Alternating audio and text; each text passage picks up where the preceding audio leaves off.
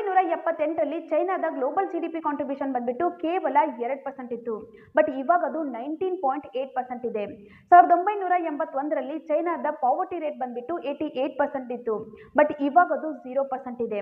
ಅಷ್ಟೇ ಅಲ್ಲದೆ ಚೈನಾ ಇವಾಗ $18.6 ಟ್ರಿಲಿಯನ್ ಅಷ್ಟು ನಾಮಿನಲ್ ಜಿಡಿಪಿಯೊಂದಿಗೆ ಜಗತ್ತಿನ 2ನೇ economy and manufacturing and export ಅಲ್ಲೂ ಕೂಡ ಫಸ್ಟ್ ಪ್ಲೇಸ್ ಅಲ್ಲಿ ಇದೆ. 2005ರಲ್ಲಿ ಚೈನಾದಲ್ಲಿ 1% ಗಿಂತ ಕಮ್ಮಿ ರಿಟೇಲ್ ಸೇಲ್ಸ್ ಗಳು ನಡೀತಾ ಇದ್ವು. ಬಟ್ ಇವಾಗ more than 50% E commerce through sales ಗಳು ನಡೀತಾ ಇದಾವೆ.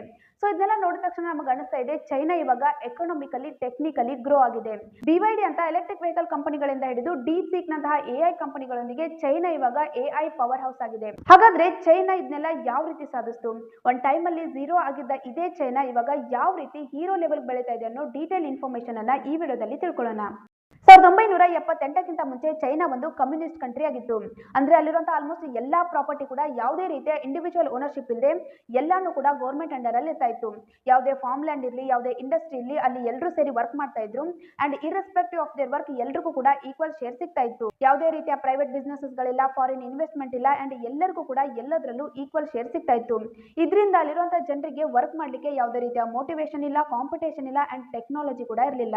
ಹೀಗಾಗಿ ಅಲ್ಲಿರುವಂತಹ ಜನ ಎಲ್ಲ ಹೇಗಾಗ್ಬಿಟ್ಟಿದ್ರು ಅಂದ್ರೆ ಈ ಕಮ್ಯುನಿಸ್ಟ್ ಪಾರ್ಟಿ ಅವರನ್ನ ಎಲ್ಲಿ ಕರೆಯುತ್ತೆ ಅಲ್ಲಿಗೆ ಹೋಗೋದು, ಏನ್ ಹೇಳ್ತಾರೆ ಅದ್ ಮಾಡೋದು, ಅಂಡ್ ಏನ್ ಕೊಡ್ತಾರ ಅದನ್ನ ತಗೊಂಡು ಸುಮ್ಮನೆ ಬಂದ್ಬಿಡೋದು. ಇಷ್ಟಕ್ಕೆ ಮಾತ್ರ ಅವರು ಸೀಮಿತ ಆಗ್ಬಿಟ್ಟಿದ್ರು. ಹೀಗಾಗಿ ಆ ಟೈಮ್ ಅಲ್ಲಿ ಚೈನಾದಲ್ಲಿ ಯಾವುದೇ ರೀತಿಯ ಇನೋವೇಷನ್ ಇರಲಿಲ್ಲ. ಬಟ್ 1978ರಲ್ಲಿ ಚೈನಾದ ಲೀಡರ್ ಆಗಿರ್ತಕ್ಕಂಥ ಡೆಂಗ್ ಸಿಯೋಪಿಂಗ್ ಅನ್ನೋರು ಓಪನ್ ಡೋರ್ ಪಾಲಿಸಿನ ತಗೊಂಡ್ ಬಂದ್ರು. ಅಂಡ್ ಇದೇ ಒಂದು ಪಾಲಿಸಿನ ನಾವು ಚೈನಾದ ಟರ್ನಿಂಗ್ ಪಾಯಿಂಟ್ ಅಂತ ಕೂಡ ಹೇಳ್ಬೋದು. ಯಾಕಂದ್ರೆ ಇದೇ ಪಾಲಿಸಿ ಮೂಲಕನೇ ಚೈನಾ ವರ್ಲ್ಡ್ ಟ್ರೇಡ್ ಗೆ ಎಂಟ್ರಿ ಕೊಡ್ತು. ಯಾವ ರೀತಿ ಅಂದ್ರೆ ಈ ಪಾಲಿಸಿ ಬರೋಕ್ಕಿಂತ ಮುಂಚೆ ಫಾರ್ಮರ್ಸ್ ಎಲ್ಲ ಒಂದೇ ಲ್ಯಾಂಡಿಗೆ ಹೋಗ್ತಾ ಇದ್ರು ಅಂಡ್ ಒಂದೇ ಕೆಲಸನ ಮಾಡ್ತಾ ಇದ್ರು ಅಂಡ್ ಈಕ್ವಲ್ ಶೇರ್ ನ ತಗೊಂಡು ಸುಮ್ಮನೆ ಇರ್ತಾ ಇದ್ರು. ಬಟ್ ಮುಂದೆ ಏನ್ ಪ್ರೊಡ್ಯೂಸ್ ಮಾಡಬೇಕು, ಕ್ವಾಂಟಿಟಿನ ಯಾವ ರೀತಿ ಇನ್ಕ್ರೀಸ್ ಮಾಡಬೇಕು ಅನ್ನೋದ್ರ ಬಗ್ಗೆ ಯಾರಿಗೂ ಕೂಡ ಯೋಚನೆ ಇರಲಿಲ್ಲ. ಬಟ್ ಈ ಪಾಲಿಸಿ ಬಂದ್ಮೇಲೆ ಸರ್ಕಾರ ಏನ್ ಮಾಡ್ತು, ಬೇಸಿಕಲಿ ಆ ಒಂದು ಲ್ಯಾಂಡ್ ಓನರ್ಶಿಪ್ ನ ತನ್ನ ಹತ್ರನೇ ಇಟ್ಕೊಂತಾ ಇತ್ತು. ಬಟ್ ಆ ಲ್ಯಾಂಡ್ ನ ಪರ್ಟಿಕ್ಯುಲರ್ ಇಯರ್ ವರ್ಗೂ ಗುತ್ತಿಗೆ ಕೊಡ್ತಾ ಇತ್ತು, ಅಂದ್ರೆ ಲೀಸ್ ಕೊಡ್ತಾ ಇತ್ತು. ಇದಕ್ಕೆ ಪ್ರತಿಯಾಗಿ ಆ ಫಾರ್ಮರ್ಸ್ ಏನ್ ಮಾಡ್ಬೇಕು ಅಂದ್ರೆ ಪ್ರತಿ ವರ್ಷ ಇಂತಿಷ್ಟು ಕ್ವಾಂಟಿಟಿ ಆಫ್ ದ ಪ್ರೊಡಕ್ಷನ್ ನ ಸರ್ಕಾರ ಕೊಡ್ಬೇಕಾಗಿತ್ತು. ಅಂಡ್ ಆ ಕ್ವಾಂಟಿಟಿಗಿಂತ ಜಾಸ್ತಿ ಎಷ್ಟೇ ಪ್ರೊಡಕ್ಷನ್ ಆದ್ರೂ ಕೂಡ ಅದು ಫಾರ್ಮರ್ಸ್ ಗೆನೆ ಸೇರ್ತಾ ಇತ್ತು. ಸೊ ಇದರಿಂದ ಫಾರ್ಮರ್ಸ್ ಗೆಲ್ಲ ಪ್ರೊಡಕ್ಷನ್ ಇನ್ಕ್ರೀಸ್ ಮಾಡಿ ಪ್ರಾಫಿಟ್ ಪಡ್ಕೋಬಹುದು ಅಂತ ಹೇಳಿ ವರ್ಕ್ ಮಾಡ್ಲಿಕ್ಕೆ ಒಂಥರ ಮೋಟಿವೇಶನ್ ಸಿಕ್ಕಾಗಾಯ್ತು. ಅಂಡ್ ಇದೇ ರೀಸನ್ ಇಂದ ಪ್ರೊಡಕ್ಷನ್ ಕೂಡ ಇನ್ಕ್ರೀಸ್ ಆಯ್ತು. 1978ರಲ್ಲಿ 304 ಮಿಲಿಯನ್ ಟನ್ ಅಷ್ಟಿದಂತಹ ಗ್ರೇನ್ ಪ್ರೊಡಕ್ಷನ್ 1984ರಲ್ಲಿ 430 ಮಿಲಿಯನ್ ಟನ್ ಗೆ ಇನ್ಕ್ರೀಸ್ ಆಯ್ತು. ಇದೇ ರೀತಿ ಇಂಡಸ್ಟ್ರಿಯಲ್ ಸೆಕ್ಟರ್ ಅಲ್ಲೂ ಕೂಡ ಈ ಪಾಲಿಸಿ ಬರೋಕ್ಕಿಂತ ಮುಂಚೆ ಯಾವುದೇ ಒಂದು ಫ್ಯಾಕ್ಟರಿಲಿ ಏನ್ ಮ್ಯಾನುಫ್ಯಾಕ್ಚರ್ ಮಾಡಬೇಕು, ಎಷ್ಟು ಕ್ವಾಂಟಿಟಿಲಿ ಮ್ಯಾನುಫ್ಯಾಕ್ಚರ್ ಮಾಡಬೇಕು ಅನ್ನೋದನ್ನ ಈ ಒಂದು ಕಮ್ಯುನಿಸ್ಟ್ ಪಾರ್ಟಿಗಳೇ ಡಿಸೈಡ್ ಮಾಡ್ತಾ ಇದ್ರು. ಅಂಡ್ ಅಲ್ಲೂ ಕೂಡ ವರ್ಕರ್ಸ್ ಸೇಮ್ ಹೋಗ್ತಾ ಇದ್ರು, ವರ್ಕ್ ಮಾಡ್ತಾ ಇದ್ರು, ಅಂಡ್ ಅವ್ರಿಗೆ ಏನ್ ಕೊಡ್ತಾರೋ ಅಂತ ತಗೊಂಡು ಸುಮ್ಮನೆ ಬರ್ತಾ ಇದ್ರು. ಯಾರು ಕೂಡ ಇನೋವೇಷನ್ ಬಗ್ಗೆ ಯೋಚನೆ ಕೂಡ ಮಾಡ್ತಾ ಇರ್ಲಿಲ್ಲ. ಸೊ ಇದರಿಂದ ಅಲ್ಲಿರುವಂತಹ ವರ್ಕರ್ಸ್ ಗೆ ವರ್ಕ್ ಮಾಡ್ಲಿಕ್ಕೆ ಒಂಥರ ಮೋಟಿವೇಶನ್ ಸಿಕ್ಕಾಗಾಯ್ತು. ಸೊ ಅವಾಗ ಅವರು ಯಾವ ರೀತಿ ಮ್ಯಾನುಫ್ಯಾಕ್ಚರ್ ಮಾಡಬೇಕು ಅಂಡ್ ಯಾವ ರೀತಿ ಕ್ವಾಲಿಟಿ ಅಂಡ್ ಕ್ವಾಂಟಿಟಿನ ಇನ್ಕ್ರೀಸ್ ಮಾಡಬೇಕು ಅನ್ನೋದ್ರ ಬಗ್ಗೆ ಯೋಚನೆ ಮಾಡ್ಲಿಕ್ಕೆ ಸ್ಟಾರ್ಟ್ ಮಾಡಿದ್ರು. ಸೊ ಇದರಿಂದ ಪ್ರೊಡಕ್ಷನ್ ಎಲ್ಲ ಇನ್ಕ್ರೀಸ್ ಆಯ್ತು. ಅವಾಗ ಇಂಡಸ್ಟ್ರಿಯಲ್ ಗ್ರೋತ್ ಸ್ಟಾರ್ಟ್ ಆಯ್ತು ಅಂಡ್ ಜಾಬ್ ಅಪಾರ್ಚುನಿಟೀಸ್ ಎಲ್ಲ ಓಪನ್ ಆದ್ವು. ಅಂಡ್ ಇನ್ನೊಂದು ಮೋಸ್ಟ್ ಇಂಪಾರ್ಟೆಂಟ್ ಏನಂದ್ರೆ ಈ ಕಮ್ಯುನಿಸ್ಟ್ ಪಾರ್ಟಿಗಳು ಏನ್ ಮಾಡೋದು, ಟ್ರಾನ್ಸ್ಪೋರ್ಟೇಷನ್ಗೆಲ್ಲ ಈಸಿ ಆಗೋ ತರ ಕೆಲವೊಂದಿಷ್ಟು ಕೋಸ್ಟಲ್ ರೀಸನ್ ಎಲ್ಲ ಸೆಲೆಕ್ಟ್ ಮಾಡ್ಕೊಂಡು ಅವುಗಳನ್ನ ಸ್ಪೆಷಲ್ ಎಕನಾಮಿಕ್ ಝೋನ್ಸ್ ಅಂತ ಹೇಳಿ ಡಿಕ್ಲೇರ್ ಮಾಡಿದ್ರು. ಈ ಒಂದು ಏರಿಯಾಗಳಲ್ಲಿ ಚೈನಾದ ಬೇರೆ ಏರಿಯಾಗಿಂತ ಮಾರ್ಕೆಟಿಂಗ್ ರೂಲ್ಸ್ ಗಳೆಲ್ಲ ಸ್ವಲ್ಪ ಲಿಬರಲ್ ಆಗಿದ್ವು. ಅಂದ್ರೆ ಫಾರಿನ್ ಪೀಪಲ್ ಎಲ್ಲ ಇಲ್ಲಿ ಬಂದು ತಮ್ಮ ಫ್ಯಾಕ್ಟರಿನ ಹಾಕೋಬಹುದಾಗಿತ್ತು ಅಂಡ್ ಇಲ್ಲಿರುವಂತಹ ಕಂಪನಿಗಳ ಮೇಲೆ ಇನ್ವೆಸ್ಟ್ ಕೂಡ ಮಾಡಬಹುದು. ಅಂಡ್ ಪ್ರೈವೇಟ್ ಬಿಸ್ನೆಸಸ್ ಗಳೆಲ್ಲ ಇಲ್ಲಿ ಅಲೋವ್ ಇದ್ವು. ಅಂಡ್ ಇಲ್ಲಿ ಜಾಸ್ತಿ ಇಂಪೋರ್ಟ್ ಎಕ್ಸ್ಪೋರ್ಟ್ ಗಳೆಲ್ಲ ನಡೀತಾ ಇದ್ವು. ಸೊ ಇದೆಲ್ಲದ್ರಿಂದ ಈ ಚೈನಾ ಪೀಪಲ್ ಏನಾಯ್ತು, ಈ ಒಂದು ಏರಿಯಾಗಳು ಒಂದು ಕಮ್ಯುನಿಸ್ಟ್ ಕಂಟ್ರಿಯಲ್ಲಿ ಇದ್ಕೊಂಡು ಕ್ಯಾಪಿಟಲಿಸಮ್ ನ ಎಕ್ಸ್ಪೀರಿಯನ್ಸ್ ಮಾಡ್ಲಿಕ್ಕೆ ಒಂದು ಹೊಸ ಜಾಗ ಸಿಕ್ಕಾಗಾಯ್ತು. ಅಂಡ್ ಬರ್ತಾ ಬರ್ತಾ ಈ ಒಂದು ಏರಿಯಾಗಳಲ್ಲಿ ಮಾರ್ಕೆಟಿಂಗ್ ಅನ್ನೋದು ಇನ್ಕ್ರೀಸ್ ಆಗ್ತಾನೆ ಬಂತು. ಅಲ್ಲಿರುವಂತಹ ಕಂಪನಿಗಳಿಗೆ ಎಕ್ಸ್ಪೋರ್ಟ್ ಮಾಡ್ಲಿಕ್ಕೆ ಈಸಿಯಾಗಿ ಲೈಸೆನ್ಸ್ ಕೂಡ ಸಿಗ್ಲಿಕ್ಕೆ ಸ್ಟಾರ್ಟ್ ಆಯ್ತು. ಟ್ರಾನ್ಸ್ಪೋರ್ಟೇಷನ್ ಗೆಲ್ಲ ಹೆಲ್ಪ್ ಆಗೋ ತರ ರೋಡ್ಸ್ ಗಳೆಲ್ಲ ಡೆವಲಪ್ ಆದವು ಅಂಡ್ ಫಾರಿನ್ ಇನ್ವೆಸ್ಟ್ಮೆಂಟ್ ಕೂಡ ಇನ್ಕ್ರೀಸ್ ಆಯ್ತು.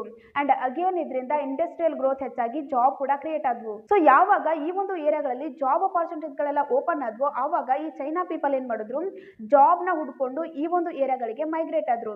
ಸೊ ಅವಾಗ ಈ ಒಂದು ಏರಿಯಾದಲ್ಲಿ ಜಾಸ್ತಿ ಲೇಬರ್ ಅವೈಲಬಿಲಿಟಿ ಆಯ್ತು. ಸೊ ನಾರ್ಮಲಿ ಏನೇ ಆಗ್ಲಿ ಸಪ್ಲೈ ಜಾಸ್ತಿ ಆದಂಗೆ ಅದ್ರ ಬೆಲೆ ಕಮ್ಮಿ ಆಗ್ತಾನೆ ಬರುತ್ತೆ. ಈ ಒಂದು ಏರಿಯಾದಲ್ಲಿ ಲೇಬರ್ಸ್ ಜಾಸ್ತಿ ಇರೋದ್ರಿಂದ ಅವ್ರು ಸಿಗುವಂತ ಕೂಲಿ ಕೂಡ ಕಮ್ಮಿ ಆಯ್ತು. ಸೊ ಅವಾಗ ಫಾರಿನ್ ಕಂಟ್ರಿ ಪೀಪಲ್ ಎಲ್ಲ ಏನ್ ಥಿಂಕ್ ಮಾಡಿದ್ರು, ಈ ಒಂದು ಏರಿಯಾದಲ್ಲಿ ತುಂಬಾ ಕಮ್ಮಿ ಬೆಲೆಗೆ ಲೇಬರ್ ಸಿಗ್ತಾರೆ ಅನ್ನೋದು ಗೊತ್ತಾಯ್ತು.